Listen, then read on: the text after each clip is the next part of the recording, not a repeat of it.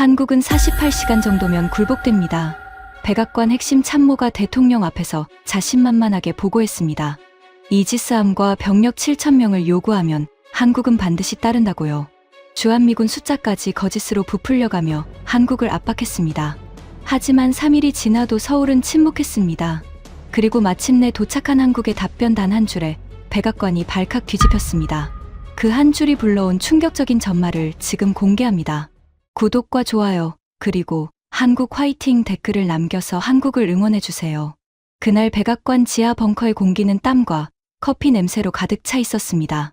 상황실 중앙의 대형 스크린에는 호르무즈 해협의 실시간 위성 영상이 떠 있었고, 이란 해군의 고속정 12척이 해협 입구를 봉쇄하듯 포진한 붉은 점들이 깜빡이고 있었습니다.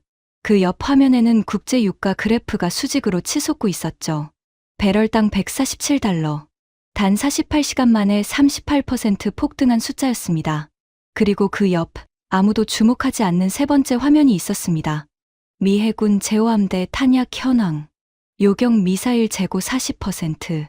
붉은 글씨가 깜빡이고 있었지만 저는 그때 그 숫자를 대수롭지 않게 여겼습니다.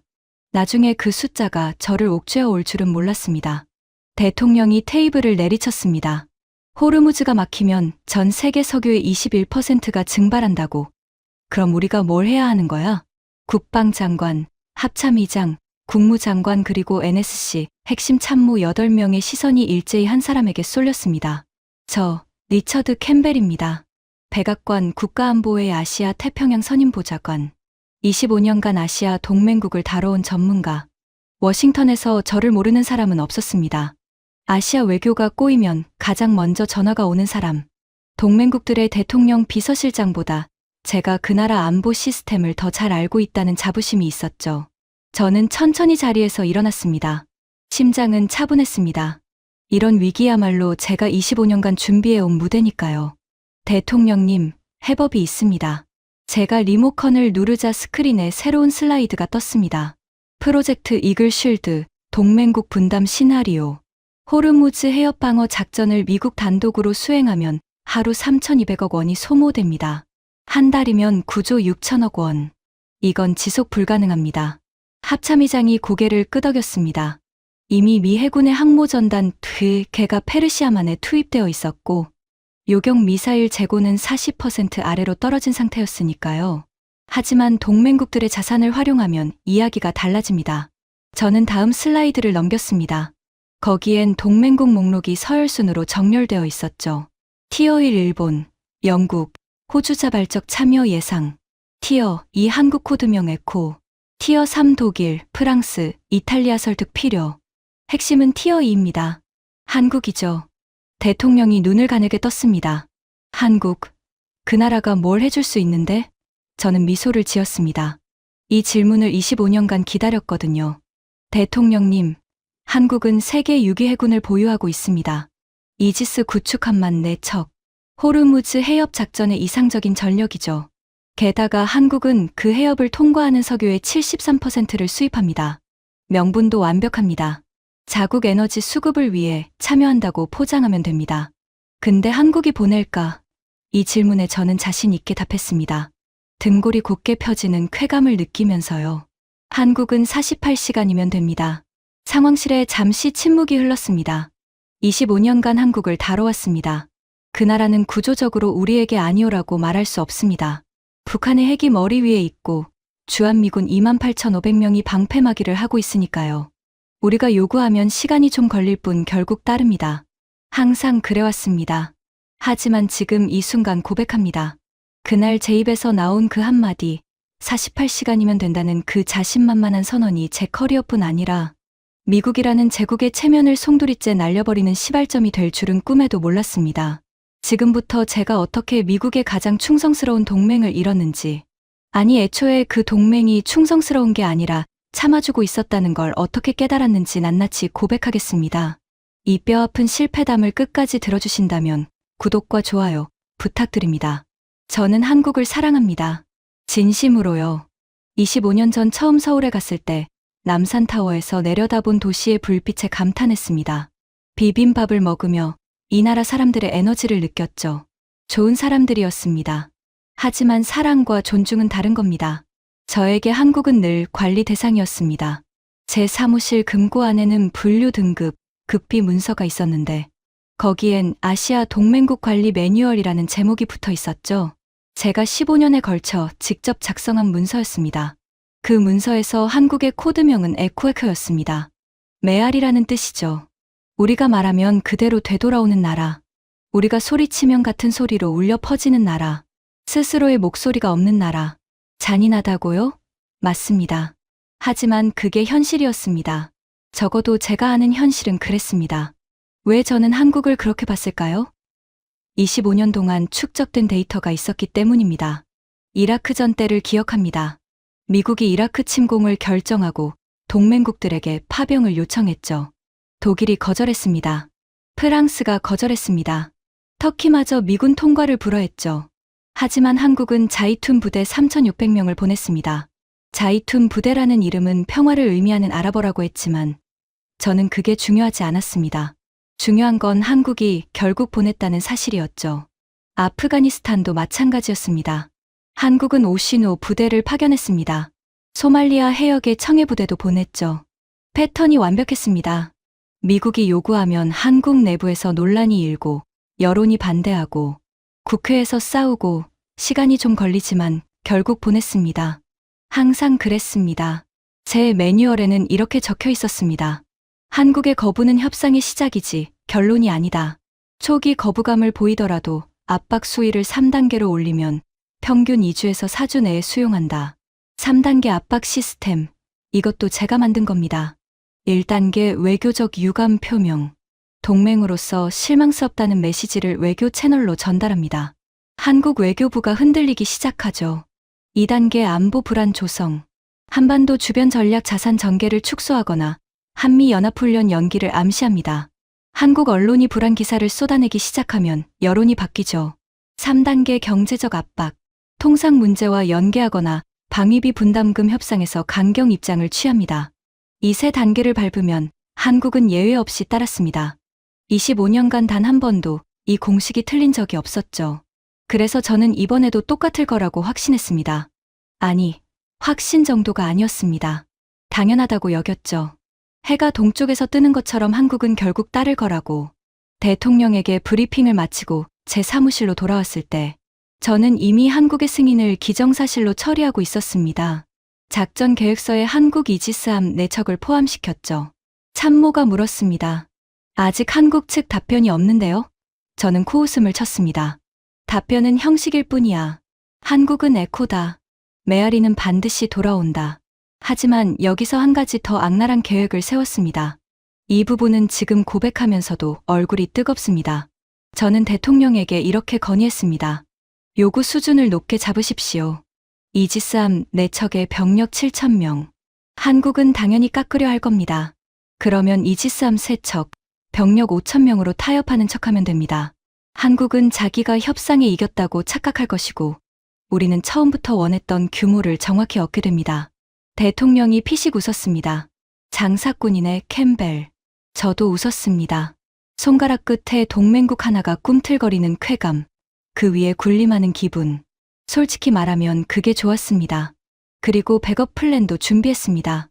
혹시 정말 만에 하나라도 한국이 끝까지 버틸 경우를 대비해서요. 프로젝트 블랙아웃. 한반도에 배치된 패트리어트 방공포대를 중동으로 빼겠다는 협박이었습니다. 북한의 미사일이 머리 위를 날아다니는 나라에서 방공망을 걷어간다. 한국으로서는 악몽이죠. 이 카드를 꺼내면 한국은 3시간 안에 백기를 들 거라고 확신했습니다. 블랙아웃은 최후의 수단이야. 쓸 일 없겠지만 저는 그렇게 중얼거리며 서류에 서명했습니다. 그때까지만 해도 이 카드를 꺼낼 일은 절대 없을 거라고 생각했거든요. 한국은 에코니까. 공식 요청서가 서울에 도착한 건 화요일 오후 2시 워싱턴 시간 기준이었습니다. 저는 그 문서를 직접 작성했습니다. 외교적 수사를 잔뜩 입혔지만 본질은 간단했죠. 이지스함 4척, 해병대, 포함 7,000명을 호르무즈 해협 다국적 연합군에 파견하라. 48시간 내 답변을 요청한다. 문서를 보내고 저는 커피를 한 잔 내렸습니다. 느긋하게요. 마치 온라인 쇼핑을 하고 배송 조회를 기다리는 기분이었습니다. 주문은 넣었고 물건은 올 테니까. 첫 번째 12시간은 평화로웠습니다. 한국 외교부가 검토 중이라는 형식적인 답변을 보내왔고 저는 당연하다는 듯 고개를 끄덕였죠. 한국의 관료 시스템은 이렇게 작동합니다. 먼저 시간을 끌고 내부 회의를 하고 여론을 살핀 다음 미국이 원하는 방향으로 결론을 낸다. 제 매뉴얼에 적힌 그대로였습니다. 그 사이 호르무즈 상황은 악화되고 있었습니다. 유가가 배럴당 163달러를 찍었습니다. 12시간 만에 16달러가 더 올랐습니다. 요격 미사일 재고는 36%로 떨어졌습니다. 이란 해군이 고속정 8척을 추가로 전진 배치했다는 보고가 올라왔죠. 상황실 스크린에 뜬 위성 영상을 잠깐 들여다봤습니다. 이란 고속정들이 해협 입구에 부채꼴로 펼쳐져 있었고 그 뒤로 유조선 14척이 통과를 못한 채 정박해 있었습니다. 한 척당 200만 배럴, 14척이면 2,800만 배럴의 원유가 바다 위에서 썩고 있는 겁니다. 미 구축함 2척이 고속정들을 견제하고 있었지만 교전 허가는 나오지 않은 상태였습니다. 시간이 없었습니다. 정확히 말하면 미국에게 시간이 없었습니다. 24시간이 지났습니다. 아직 전화가 없었습니다. 하지만 괜찮았습니다. 보통 이 단계에서는 한국 국방부와 외교부 사이에 줄다리기가 벌어지거든요. 국방부는 파병을 꺼리고 외교부는 동맹 관계를 고려해서 밀어붙이죠. 이 과정이 하루 이틀 걸리는 건 정상이었습니다. 36시간. 슬슬 제 발가락이 구두 안에서 꿈틀거리기 시작했습니다. 보통 이쯤이면 한국 외교부 차관급에서 비공식 채널로 접촉이 옵니다. 규모를 좀 줄여줄 수 있느냐거나 명칭을 비전투 지원으로 바꿀 수 있느냐는 식의 물밑 타협 시도가요. 그게 한국식 협상의 시작 신호거든요. 아무 연락도 없었습니다. 저는 한국 담당 데스크에 전화했습니다. 서울 쪽 움직임이 있어? 특별한 동향이 없습니다. 보좌관님. 비공식 채널은 잠잠합니다. 그때 제가 한 일이 있습니다. 한국 국방부의 제 카운터파트 박진우 국방정책실장에게 직접 전화를 걸었습니다. 비공개 핫라인이었죠. 박 실장은 10년 넘게 제 카운터파트였습니다. 처음 만난 건 서울 국방부 청사 회의실이었습니다. 긴 테이블 끝에 앉아 있던 사람. 인사를 해도 고개만 까딱하고 악수를 해도 표정 하나 변하지 않던 사람. 저는 그때 통역관에게 물었습니다. 저 사람 원래 저래? 통역관이 말했죠. 네, 원래 저럽니다. 10년이 지나도 그건 변하지 않았습니다. 매번 통화할 때마다 느끼는 게 있었는데 이 사람은 표정이 없습니다. 영상 통화를 하면 화면 속 그의 얼굴은 언제나 같았습니다. 감정의 기복이 제로. 미다시안 연합훈련 일정을 통보해도 방위비 분담금 인상을 요구해도 사드 배치, 압박을 넣어도 눈 하나 깜빡하지 않는 사람이었습니다. 저는 그 무표정을 무능한 관료의 포커페이스라고 해석했습니다. 나중에 그게 틀렸다는 걸 알았을 때는 이미 너무 늦은 뒤였습니다. 화면이 연결됐습니다. 박 실장의 얼굴이 떴습니다. 예상대로 무표정이었습니다. 박 실장, 호르무즈 상황은 알고 있지. 서울의 답변이 필요해. 빨리. 박 실장이 대답했습니다. 목소리에 감정이라곤 한 톨도 없었습니다. 검토 중입니다. 그게 끝이었습니다. 3개의 한글, 5음절. 저는 10분 동안 미국이 호르무즈에서 하루에 3,200억 원을 태우고 있다는 걸 설명했고, 동맹의 의무를 강조했고, 한국의 석유 수입 비중을 상기시켰습니다. 박 실장은 제가 말하는 동안 미동도 하지 않았습니다. 그리고 제가 말을 마치자 정확히 같은 톤으로 말했습니다. 검토 중입니다. 통화가 끝났습니다. 전화기를 내려놓는 제 손에 미세하게 땀이 배어 있었습니다. 이상했습니다. 박 실장과 10년 넘게 통화하면서 그런 적이 없었거든요. 그의 무표정은 늘 그랬지만 이번에는 뭔가 달랐습니다. 뭐가 다른 건지 그때는 몰랐습니다. 나중에야 깨달았죠. 이전의 무표정은 아직 결정되지 않아서 감정이 없는 것이었습니다. 그날의 무표정은 이미 결정되어서 감정이 필요 없는 것이었습니다. 그 차이를 저는 읽지 못했습니다. 잠잠하다? 이상했습니다. 한국이 잠잠한 건 보통 2가지 경우입니다. 내부에서 격렬하게 싸우고 있거나 아니면 이미 결론을 내렸거나. 저는 전자라고 판단했습니다. 48시간 데드라인이 지났습니다. 서울에서 온 공식 회신은 없었습니다. 대신 한국 외교부 대변인이 정례 브리핑에서 이렇게 말했다는 보고가 올라왔습니다. 미국 측의 요청에 대해 한국 정부는 국익과 안보 상황을 종합적으로 검토하고 있습니다. 종합적으로 검토. 25년간 이 표현을 수없이 들어왔지만 이번에는 뉘앙스가 달랐습니다. 보통은 검토 중이며 동맹의 중요성을 충분히 인식하고 있다는 수식어가 붙거든요. 그 수식어가 빠져 있었습니다. 유가가 배럴당 189달러를 돌파했습니다. 요격 미사일 재고 31%. 숫자들이 저를 조이고 있었습니다. 등줄기를 타고 뭔가 차가운 것이 스르르 흘러내렸습니다. 25년의 초기 경고음을 울리고 있었지만 저는 그 신호를 무시했습니다. 형식적인 절차야. 내부 정치가 좀 복잡한 모양이지. 저는 스스로를 안심시키며 참모에게 지시했습니다. 2단계 압박 준비해. 한미연합훈련 연기 가능성을 언론에 흘려. 참모가 고개를 끄덕이고 나갔습니다. 60시간이 지났습니다. 제 사무실 책상 위에는 커피잔 4개가 쌓여 있었고 넥타이는 풀어헤쳐져 있었습니다. 서울발 소식은 여전히 없었습니다. 대신 이상한 정보가 들어오기 시작했죠. 보좌관님, 한국 국방부가 긴급 자체 방공태세 점검에 들어갔답니다. 방공태세 점검, 지금? 네, LCSAM 체계 실전 가동 점검이라고 합니다. LCSAM. 그 이름을 그때 처음 들은 건 아닙니다. 한국이 개발 중인 장거리 지대공 요격 체계라는 건 알고 있었죠. 하지만 저는 그걸 대수롭지 않게 여겼습니다. 개발 중이라는 건 아직 안 됐다는 뜻이니까요. 적어도 그때는 그렇게 생각했습니다. 72시간이 됐습니다. 수요일 오후 2시. 정확히 요청서를 보낸 지 3일째. 유가 배럴당 212달러. 요격 미사일 재고 22%. 미 해군 제호함대 사령관이 직접 합참에 긴급 보고를 올렸습니다. 현 재고로는 7일간의 작전만 가능하다고. 상황실 스크린을 다시 봤습니다. 이란 고속정이 미 구축함 500m 전방까지 접근했다가 선회하는 영상이 반복 재생되고 있었습니다. 도발이었습니다. 미측이 먼저 쏘기를 기다리는 겁니다. 먼저 쏘면 전면전, 안 쏘면 봉쇄 장기화. 둘 다 지옥이었습니다. 그리고 저는 그 지옥을 바라보면서도 머릿속은 온통 서울이었습니다. 숫자가 저를 죽이고 있었습니다.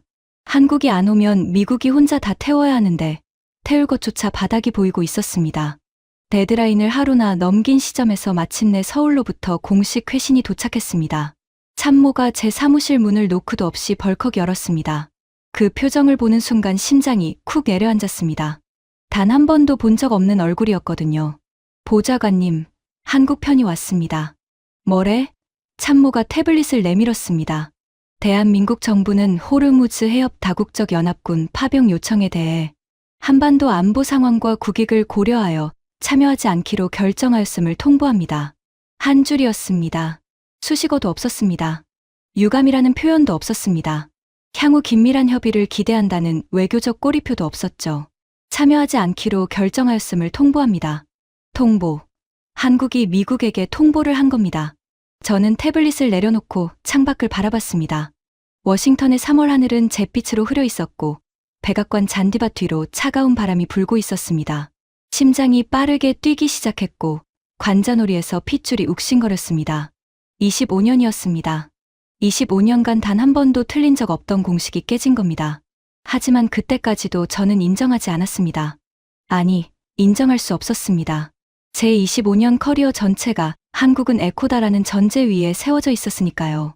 그 전제가 틀렸다는 건 제 인생 전체가 틀렸다는 뜻이니까요. 형식적인 거절이야. 한국은 늘 이런다고. 3단계 압박을 시작하면 2주 안에 뒤집힌다. 저는 이를 악물고 전화기를 들었습니다. 대통령에게 직접 보고해야 했거든요. 그 전화에서 제가 대통령에게 뭐라고 했는지 아십니까? 문제 없습니다. 대통령님. 한국의 초기 거절은 늘 있는 일입니다. 제가 처리하겠습니다. 자신감이 아니었습니다. 공포를 자신감으로 위장한 것이었죠.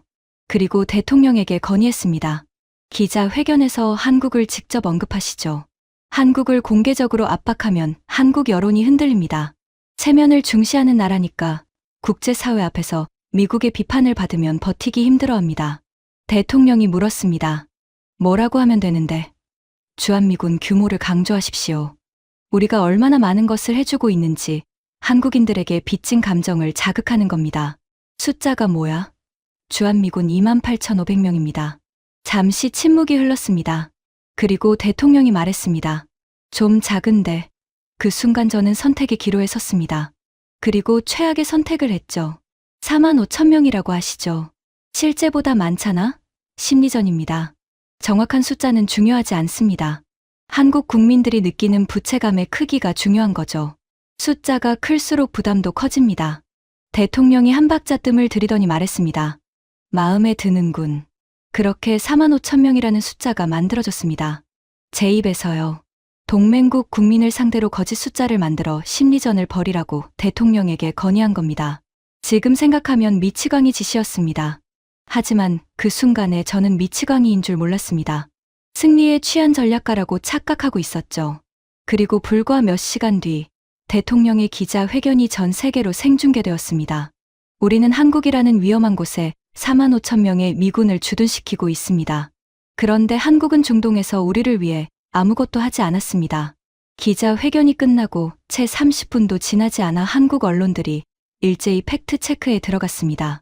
실제 주한미군 28,500명, 대통령은 16,500명을 부풀렸다. 이 숫자의 출처는 어디인가? 저는 모니터를 바라보며 처음으로 손바닥에 땀이 차는 걸 느꼈습니다. 거짓말이 들통난 게 아니라 한국의 반응 속도에 경악한 겁니다. 30분이요. 과거의 한국이었다면 하루쯤 지나서야 조심스럽게 사실과 다르다고 말했을 겁니다.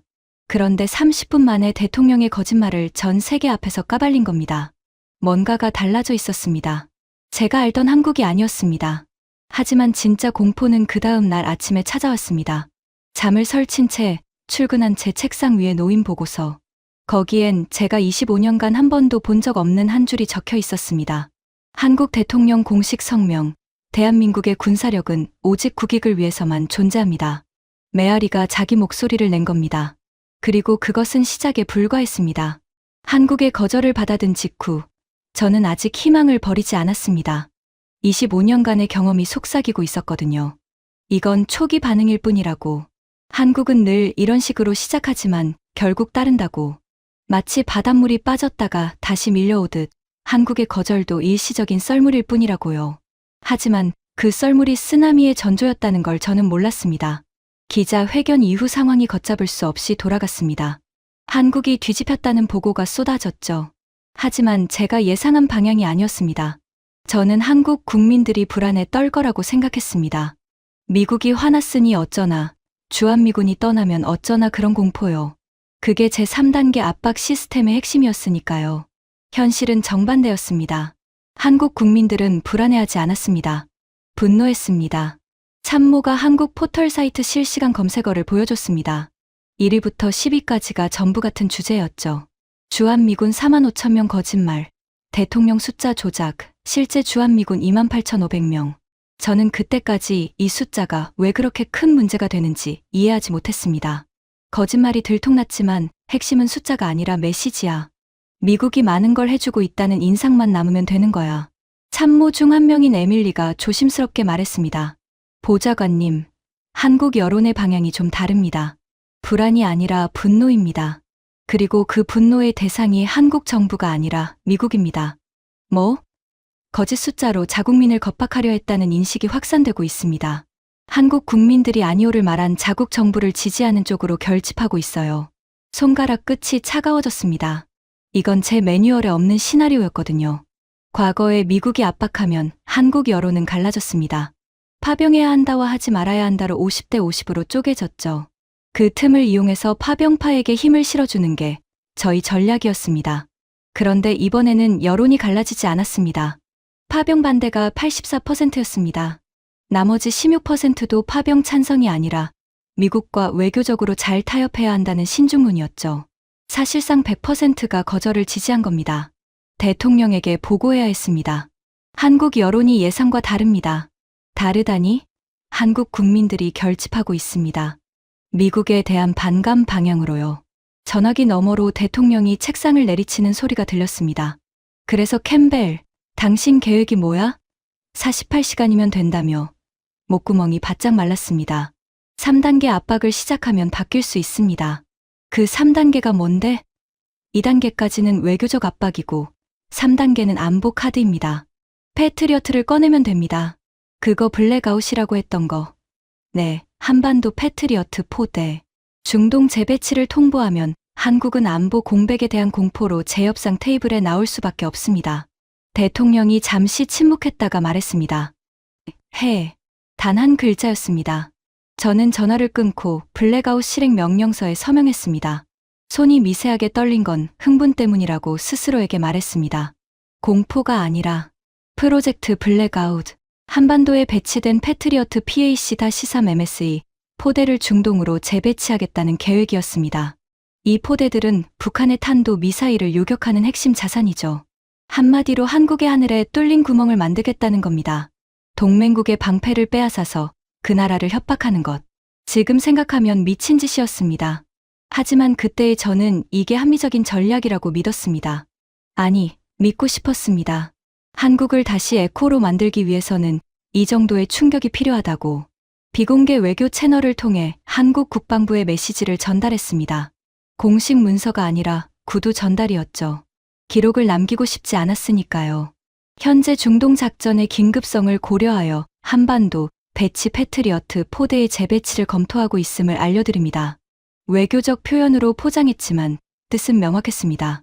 파병하지 않으면 방패를 빼겠다. 그리고 박진우 실장에게 두 번째 전화를 걸었습니다. 이번엔 제가 먼저 카드를 꺼냈습니다. 박 실장, 패트리어트 재배치를 검토 중이라는 건 들었겠지. 한반도 방공에 상당한 공백이 생길 수 있어. 서울의 입장을 재고해 주길 바라. 화면 속 박 실장의 얼굴을 봤습니다. 무표정이었습니다. 처음 통화했을 때와 정확히 같은 얼굴이었습니다. 눈썹 하나 움직이지 않았습니다.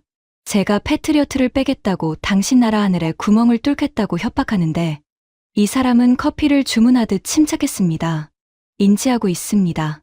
세 개의 한글, 그리고 침묵. 저는 기다렸습니다. 당황하는 기색이, 불안의 그림자가 뭐라도 보이기를. 5초, 10초. 박 실장은 카메라를 정면으로 바라보고 있었습니다. 에어컨 소리만 들렸습니다. 저는 견딜 수 없어서 말을 이었습니다. 방공 공백이 얼마나 심각한 건지 알고 있겠지. 북한의 화성-17이 준비돼 있습니다. 박 실장이 제 말을 잘랐습니다. 10년간 단 한 번도 제 말을 자른 적 없는 사람이었습니다. 10년간 제가 어떤 요구를 해도, 어떤 압박을 넣어도 끝까지 듣고 나서야 짧게 대답하던 사람이었습니다. 그 사람이 제 말을 잘랐습니다. 나중에 생각해봤습니다. 그건 무례가 아니었습니다. 더 이상 들을 필요가 없다는 뜻이었습니다. 이미 모든 준비가 끝났으니까요. 준비돼 있다고? 네. 그게 끝이었습니다. 통화가 종료됐습니다. 전화기를 내려놓는 순간 제 손이 눈에 보일 정도로 떨리고 있었습니다. 그때 저는 처음으로 진심으로 두려웠습니다. 한국이 두려운 게 아니었습니다. 제가 25년간 보지 못한 것이 두려웠습니다. 매년 올라오는 보고서를 넘기면서 매번 통화하는 박 실장의 무표정을 보면서 저는 대체 뭘 보고 있었던 걸까요? 저는 한국의 반응을 기다렸습니다.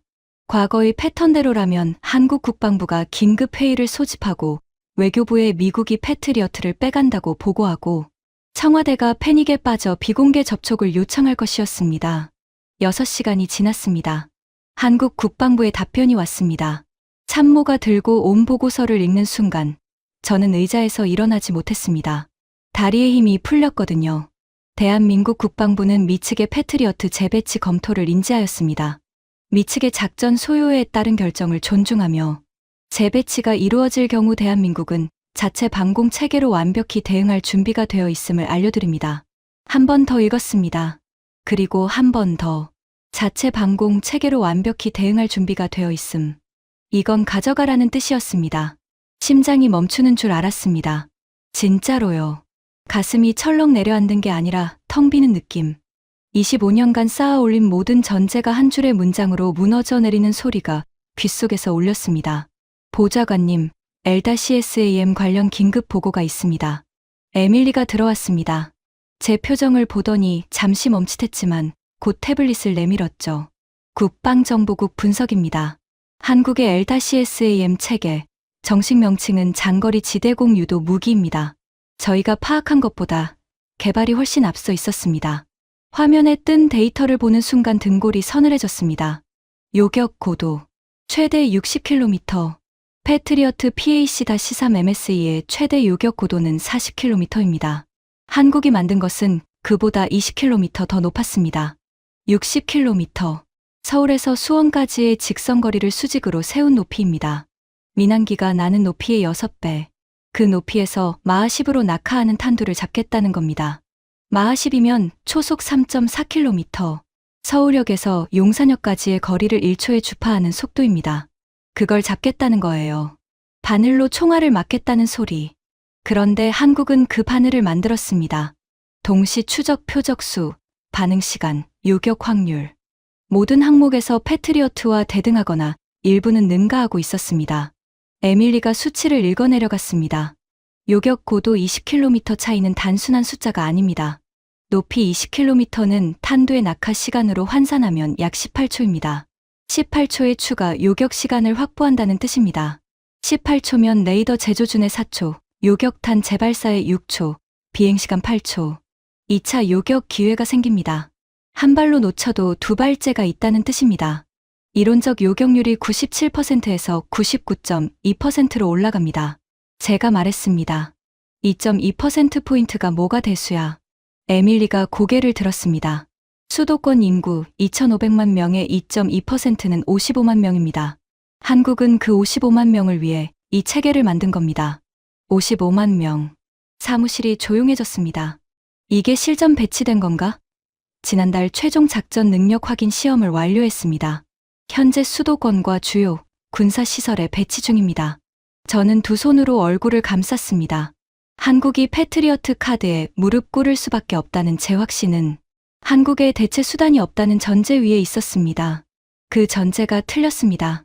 한국은 이미 자체 방패를 만들어 놓고 있었던 겁니다. 우리가 방패를 빼앗겠다고 협박하는 동안 한국은 조용히 더 크고 더 단단한 방패를 만들고 있었습니다.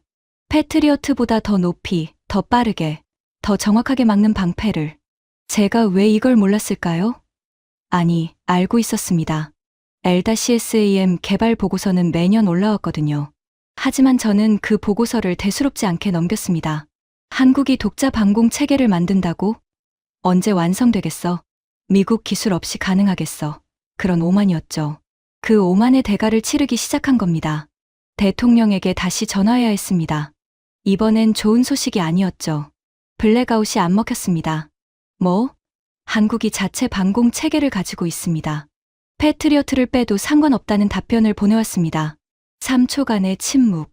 전화기 너머로 대통령이 거칠게 숨을 들이쉬는 소리가 들렸습니다. 당신이 한국은 48시간이면 된다고 했잖아. 예상 밖의 변수가 있었습니다. 변수. 25년 경력이 변수 하나를 못 잡았다고? 저는 아무 말도 할 수 없었습니다. 변명의 여지가 없었거든요. 다른 나라들은 어떻게 되고 있어? 일본은, 영국은 현재 요청 중입니다. 한국 하나 못 다루면서 12개 나라를 다룰 수 있겠어. 통화가 끊겼습니다. 제 손에서 전화기가 미끄러졌고 그 차가운 액정이 책상 위에 부딪히는 소리가 텅 빈 사무실에 울렸습니다. 한국 하나의 거절이라면 수습할 수 있었습니다. 특수한 경우라고, 한반도 안보 상황이 워낙 복잡하니까라고. 하지만 이건 거절이 아니었습니다. 신호탄이었습니다. 한국이 거절한 뒤 저는 마지막 희망을 동맹국들에게 걸었습니다. 일본, 영국, 호주, 독일, 프랑스 같은 핵심 동맹국들은 다를 거라고. 호르무즈 해협은 그들에게도 생명선이니까요. 동맹국 12개국에 일제히 파병 요청을 발송했습니다. 한국에 보낸 것보다 더 정중한 톤이었죠. 한국에게는 48시간 시한을 걸었지만 다른 나라들에게는 시한도 붙이지 않았습니다. 여유를 주면 수락할 거라는 계산이었습니다. 첫 답변은 영국에서 왔습니다. 저는 영국을 가장 확신했습니다. 특수관계라는 수식어가 붙을 정도로 미다시형 동맹은 견고하니까요. 20여 년 전 이라크전에서도 영국은 미국 곁에 섰습니다. 영국 답변입니다. 에밀리가 들고 온 문서를 읽었습니다. 영국 정부는 호르무즈 해협의 안정에 깊은 관심을 갖고 있으나 현 시점에서 군사력 투사보다 외교적 해결을 우선시하는 것이 적절하다고 판단합니다. 거절이었습니다. 외교적 문법으로 포장했지만 아름다운 논어라는 뜻이었죠. 괜찮아. 영국은 늘 신중하니까. 독일은 어때? 독일. 현 상황에서 연방군의 해외 파견에 대한 의회의 동의를 얻기 어렵다고 판단됩니다. 거절. 프랑스는 독자적인 인도다시태평양 전략에 따라 행동할 것이며 호르무즈 사안에 대해 독립적으로 판단하겠습니다. 거절. 그것도 대놓고 미국 따라 안 간다는 뉘앙스로. 이탈리아, 거절. 스페인, 거절. 캐나다, 진지하게 검토하겠다는 답변이 왔지만 워싱턴에서 그건 거절의 다른 표현이라는 건 어린아이도 아는 사실이었습니다. 마지막 희망은 아시아였습니다. 일본과 호주.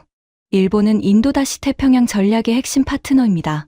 미다시1 동맹은 한미 동맹보다 더 깊고 더 오래되었고 더 견고하다고 저는 믿고 있었습니다.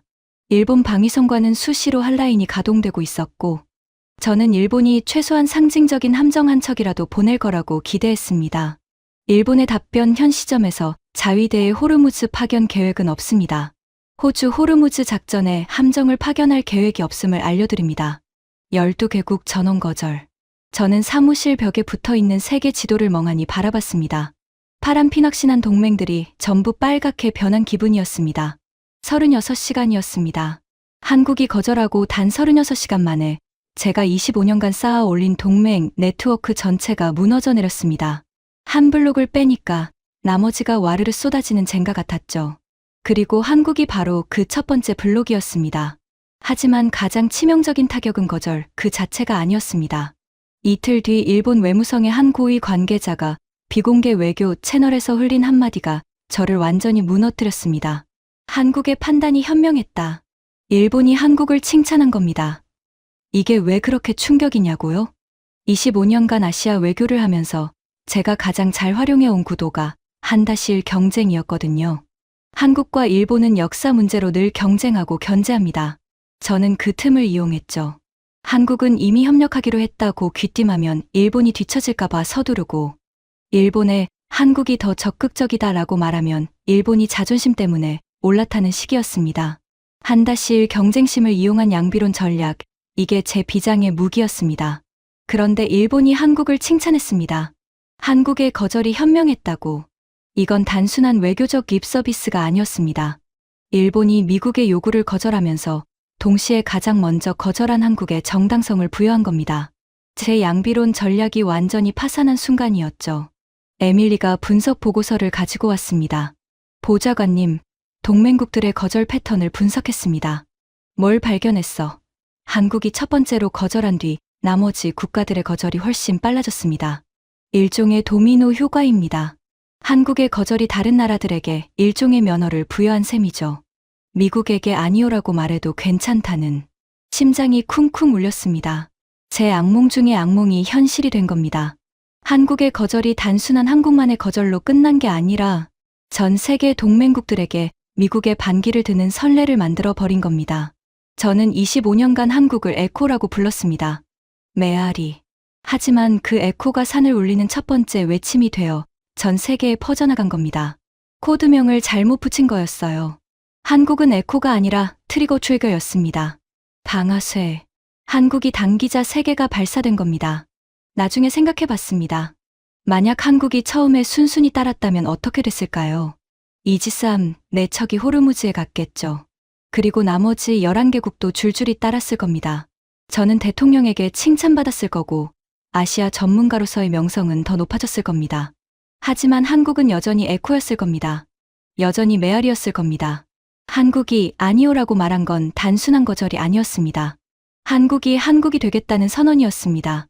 동맹이 무너진 건 끝이 아니었습니다. 시작이었습니다. 돈이 움직이기 시작했거든요. 동맹국들의 연쇄 거절이 세계 뉴스를 장악한 바로 그 순간 미국 내부에서도 화산이 터졌습니다. 솔직히 외부의 거절보다 내부의 폭발이 더 무서웠습니다. CNN이 긴급 여론조사를 실시했습니다. 결과가 발표되는 순간 백악관 전체가 얼어붙었죠. 미국 성인 71%가 이란 작전의 즉각 중단을 요구했습니다. 64%가 공습에 반대했습니다. 그리고 무려 58%가 동맹국의 파병을 강요하는 것은 부적절하다고 응답했습니다. 58%. 미국 국민의 과반이 우리가 동맹국을 갈취하고 있다고 인식하기 시작한 겁니다.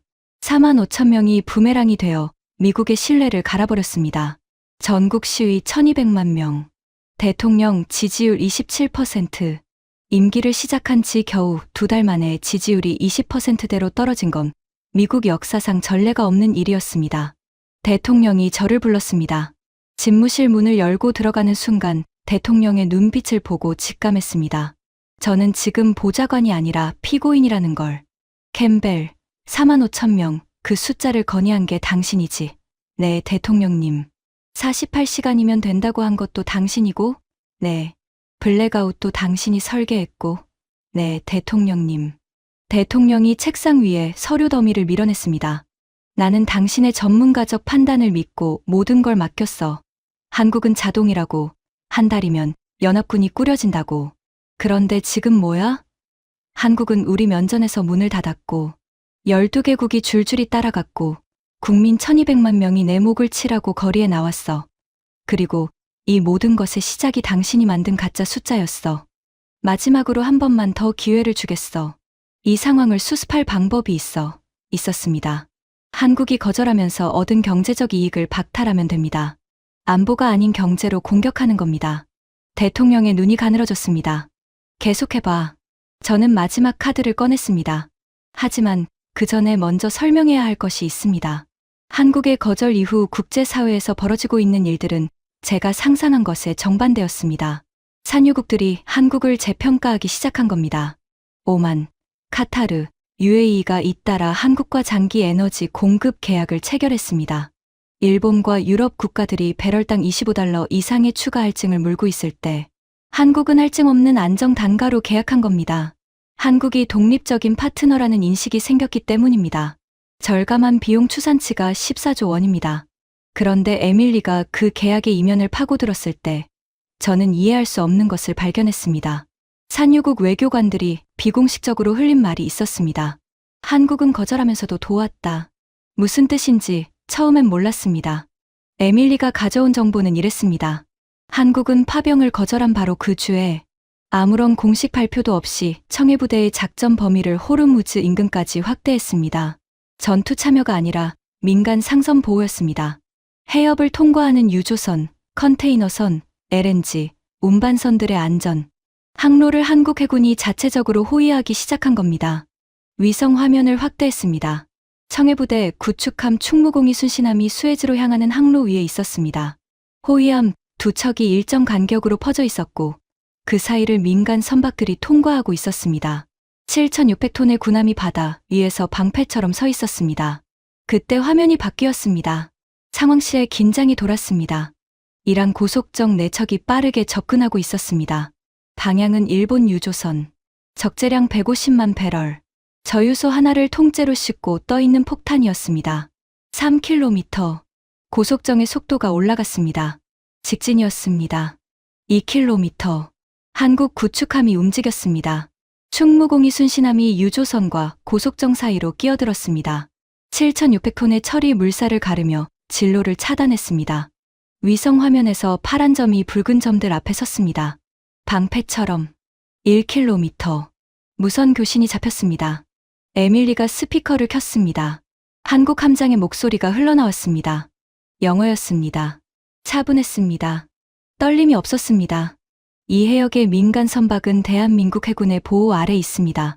위협 행위를 즉각 중단하십시오. 한 문장이었습니다. 박진우 실장의 검토 중입니다와 같은 톤이었습니다. 자랑이 없었습니다. 경고도 위협도 없었습니다. 사실을 말한 것뿐이었습니다. 500m. 고속정이 감속했습니다. 멈췄습니다. 선회했습니다. 물러났습니다. 상황실이 조용해졌습니다. 한국 구축함이 일본 국기를 단 유조선 옆에 나란히 붙어 해협으로 들어가고 있었습니다. 숨을 내쉬었습니다. 몰랐습니다. 숨을 참고 있었다는 걸 나중에 확인한 정보입니다. 하루에 3차례에서 5차례씩 매일. 한국 국방부의 공식 발표는 단 한 줄도 없었습니다. 일본 선박도 호위했습니다. 독일 선박도 호위했습니다. 한국에게 파병을 요구하고 거절당한 미국의 동맹국 선박들까지 한국 해군이 보호하고 있었습니다. 아무도 요청하지 않았습니다. 어떤 조약에도 적혀 있지 않았습니다. 미국이 요청한 것은 전투 병력이었습니다. 이지스함과 해병대. 한국은 그걸 거절했습니다. 하지만 그 대신 아무도 시키지 않은 일을 한 겁니다. 민간 선박 보호, 계약서에 쓰여 있지 않은 일, 대가도 없는 일, 호의를 받은 선박의 선장들이 SNS에 올린 감사 메시지가 퍼지기 시작했습니다. 한국 해군이 호르무즈 해협을 통과시켜 주었다. 우리나라 해군은 오지 않았는데 한국이 왔다. 일본 선사협회가 공식 감사 서한을 보냈습니다. 한국이 거절한 것은 미국의 전쟁이었지 바다 위의 사람들이 아니었습니다. 그리고 두 번째 정보가 들어왔습니다. 이란 다시오만 국경에 난민 캠프가 형성되고 있었는데 거기에 한국 의료팀이 이미 들어가 있었습니다. 군의관 12명과 간호장교 30명. 호르무즈 위기로 폭격을 피해 빠져나온 민간인들을 치료하고 있었습니다.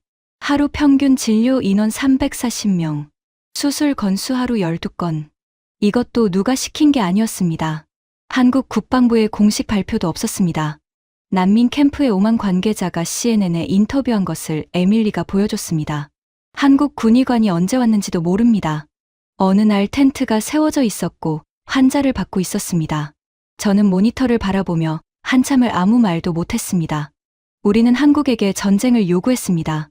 한국은 전쟁을 거절하고 사람을 구하고 있었습니다. 미국은 파병을 거래로 봤습니다. 한국은 인도적 의무로 본 겁니다. 산유국들이 한국에게 할증 없는 원유 계약을 준 건 거절의 대가가 아니었습니다. 행동의 대가였습니다. 미국은 무기를 팔면서 외교적 충성을 요구했습니다. 한국은 무기를 팔면서 기술 이전을 제안했습니다. 폴란드가 천궁 추가 도입을 검토했습니다. 사우디가 무인 호위함 12척을 긴급 발주했습니다.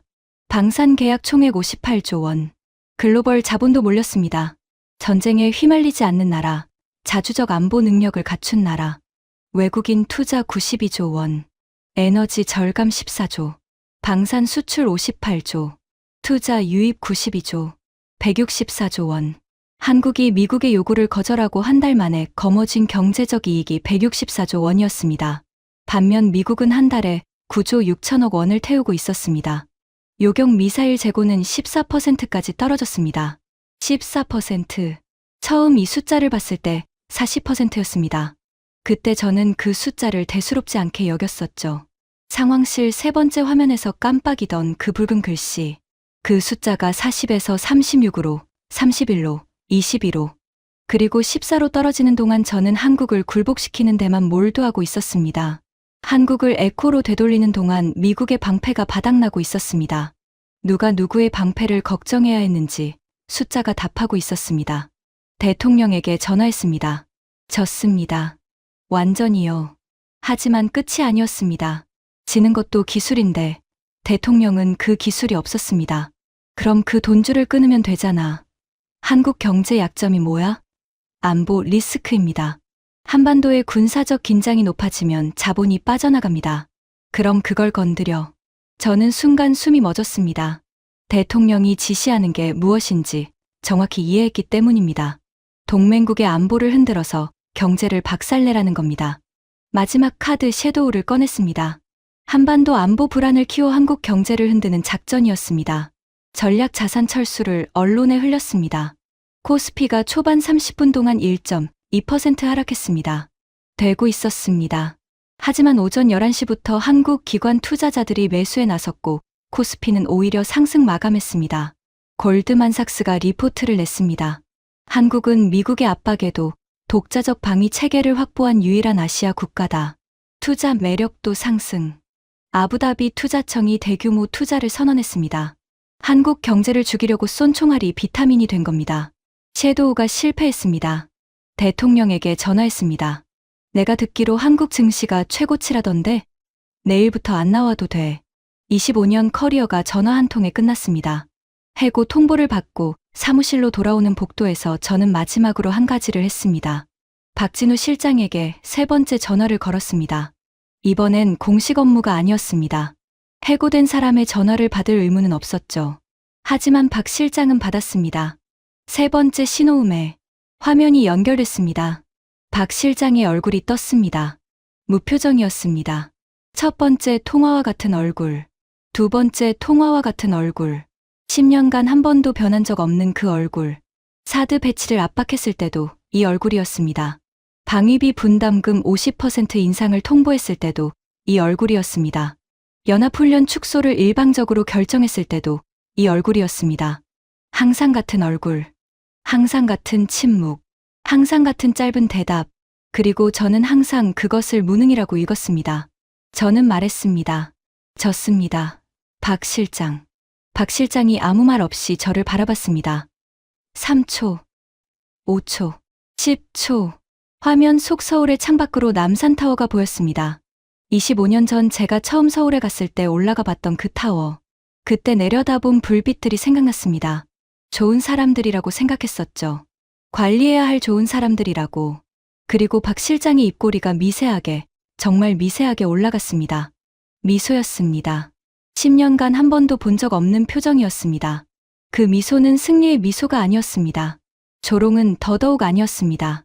그건 오래 참아온 사람이 마침내 참지 않아도 되는 순간에 짓는 미소였습니다. 10년간 무표정을 유지한 사람의 미소는 10년간 웃은 사람의 미소보다 무겁습니다. 저는 그 무게에 눌려 아무 말도 할 수 없었습니다. 저는 그때 알았습니다. 이 사람은 처음 통화했을 때 이미 답을 알고 있었습니다. 두 번째 통화에서 준비돼 있습니다라고 말했을 때 그건 빈말이 아니었습니다. 이 사람은 이 나라는 이 순간을 몇 년 전부터 준비하고 있었던 겁니다. LCSAM을 만드는 동안, 청해부대의 작전 범위를 확장하는 동안, 난민 캠프에 의료팀을 보내는 동안, 그 모든 준비 기간 동안 박 실장은 저에게 같은 무표정을 보여줬습니다. 그 무표정이 방패였습니다. 우리가 잊지 못하도록 감추는 방패. 박 실장이 말했습니다. 마지막 한마디. 수고하셨습니다. 통화가 끊겼습니다. 검은 화면에 제 얼굴이 비쳤습니다. 25년간 아시아를 관리한 전문가의 얼굴. 그 얼굴이 처음으로 낯설었습니다. 사무실을 정리하며 제가 15년 동안 쓴 아시아 동맹국 관리 매뉴얼을 박스에 넣었습니다. 코드명 에코라고 적힌 한국 파일 표지가 달아 있었습니다. 저는 그 파일을 박스에서 꺼내 책상 위에 올려놓고 한참을 바라봤습니다. 15년 동안 한 줄 한 줄 적어 넣은 문장들. 한국의 거부는 협상의 시작이지 결론이 아니다. 틀렸습니다. 압박 수위를 3단계로 올리면 평균 2주에서 4주 내에 수용한다. 틀렸습니다. 한국은 에코다. 메아리는 반드시 돌아온다. 메아리는 돌아왔습니다. 제가 예상한 방식이 아니라 제 커리어를 끝내는 방식으로 저는 그 파일을 찢었습니다. 천천히 한 장씩 에코라는 글자가 반으로 갈라지는 걸 보면서 생각했습니다. 이건 25년 전에 찢었어야 할 종이었다고. 퇴임 후 한 달이 지나서야 머릿속이 정리됐습니다. 저는 한국을 관리 대상으로만 봤습니다.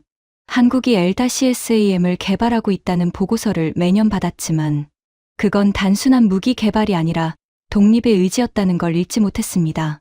한국이 청해부대를 운용하고 해외 의료팀을 파견하는 걸 봤지만 그건 단순한 국제협력이 아니라 덕의 실천이었다는 걸 이해하지 못했습니다. 박진우 실장의 무표정을 10년간 봤지만 그 안에 담긴 인내와 준비를 읽을 능력이 없었습니다. 한 가지 장면이 자꾸 떠올랐습니다. 한국이 패트리어트 철수 통보에 가져가시라고 답한 그 6시간. 한국이 그 짧은 시간 안에 그런 결정을 내릴 수 있었다는 건 이미 오래전부터 이 순간을 준비해왔다는 뜻입니다. 한국은 미국이 언젠가 방패를 인질로 삼을 것을 알고 이미 자기 방패를 만들었습니다. 저는 한국을 에코라고 불렀지만 그 침묵은 준비의 시간이었습니다. 한국은 조용히 강해졌고 때가 되자 말했습니다. 아니요. 그 한마디가 세상을 바꿨습니다. 미국은 45,000명이라고 거짓말했습니다. 한국은 28,500명이라고 사실을 말했습니다. 미국은 방패를 빼앗겠다고 협박했습니다. 한국은 방패를 스스로 만들었습니다. 미국은 동맹에게 전쟁을 명령했습니다. 한국은 아무도 시키지 않은 곳에서 난민을 치료하고 있었습니다. 같은 동맹이었습니다. 같은 해협이었습니다. 같은 위기였습니다. 하지만 한쪽은 거래를 했고 한쪽은 행동을 했습니다. 25년간 저는 한국을 관리했다고 생각했습니다. 한국은 25년간 준비하고 있었습니다. 관리당한 것이 아니었습니다. 참아준 것이었습니다. 미국이 한국에 명령하는 시대는 끝났고 미국이 한국에 제안하는 시대가 시작되었다. 포린 어페어스의 기사를 읽고 인정했습니다. 제가 틀렸습니다. 한국은 처음부터 자기 목소리를 가지고 있었습니다. 조용하지만 멈추지 않고 무시당해도 증명해내며 때가 오면 세상을 뒤엎는 나라. 다시 돌아간다면 어떻게 하시겠습니까? 참모의 질문에 저는 대답했습니다. 요구하지 않고 제안했을 거야. 협박하지 않고 존중했을 거야. 그러면 한국은 스스로 도왔을 거야. 한국은 원래 그런 나라거든. 아무도 시키지 않아도 민간 선박을 호위하고 계약서에 없어도 난민 캠프에 의료팀을 보내는 나라. 우리가 거래를 요구하는 동안 한국은 이미 행동하고 있었어. 우리만 못 본 거야. 참모가 물었습니다. 박 실장에게 다시 전화하실 생각은 없으십니까? 저는 고개를 저었습니다. 그 사람에게 전화할 자격이 없어. 10년간 같은 얼굴을 보면서 한 번도 그 얼굴 뒤에 뭐가 있는지 물어본 적이 없거든. 나는 답변만 요구했지. 한 번도 대화를 한 적이 없었어. 그게 전부였습니다. 25년간의 실패를 한 문장으로 요약하면 이겁니다. 저는 한국에게 말했지만 한국의 말을 들은 적이 없었습니다. 에코라는 코드명이 그 증거입니다.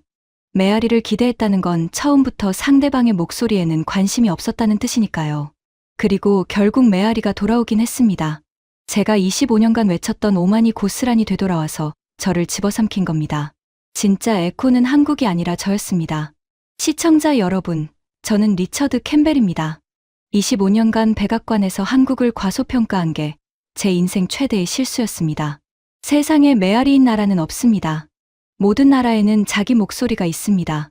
대한민국의 단 한마디가 세계를 바꿀 수 있다는 사실, 이 이야기가 마음에 남으셨다면 주변에 공유해주세요. 대한민국을 응원하신다면 좋아요, 구독, 그리고 댓글에 한국 최고를 남겨주세요. 이 채널은 세계 곳곳에서 조용히 한국을 증명한 사람들의 이야기를 전합니다. 지금까지 공감코리아였습니다. 감사합니다.